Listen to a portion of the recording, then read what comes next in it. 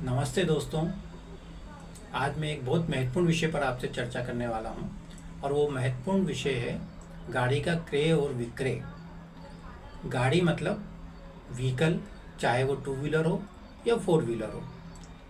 अक्सर मैंने देखा है कि लोग गाड़ी बेचते समय गाड़ी के रजिस्ट्रेशन का ट्रांसफ़र करने पर ज़्यादा ध्यान नहीं देते, जबकि गाड़ी आप जब भी बेचते हैं तो गाड़ी का रजिस्ट्रेशन तुरंत ही क्रेता के पक्ष में होना चाहिए, अन्यथा उसके दो परिणाम हो सकते हैं। गाड़ी यदि आपने किसी तृतीय पक्ष को बेची है तो वो पक्ष उस गाड़ी से कोई इलीगल काम भी कर सकता है, और दूसरा, उस गाड़ी से कोई बड़ा एक्सीडेंट होता है तो उसमें कंपनसेशन देने की लायबिलिटी आप ही के ऊपर आती है। अक्सर लोग एग्रीमेंट साइन कराते हैं स्टैम्प पेपर पे और कहते हैं कि साहब हमने तो अपना फॉर्मेलिटीज़ पूरी कर दी, लेकिन ऐसा नहीं है। इसका कोई कानूनी महत्व नहीं है।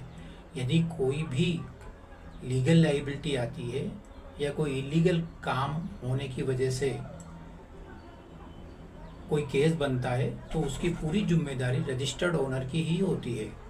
मतलब जब तक गाड़ी के रजिस्ट्रेशन में आपका नाम है, जब तक आप उस गाड़ी के मालिक हैं और उस गाड़ी से कोई भी नुकसान होता है या कोई इलीगल काम होता है, उसकी पूरी जिम्मेदारी आप ही की है। इसलिए आपसे निवेदन है कि आप जब भी गाड़ी बेचते हैं तो कृपया तुरंत ही गाड़ी का रजिस्ट्रेशन नए पक्ष मतलब क्रेता के पक्ष में करावें, जिससे कि आने वाली जो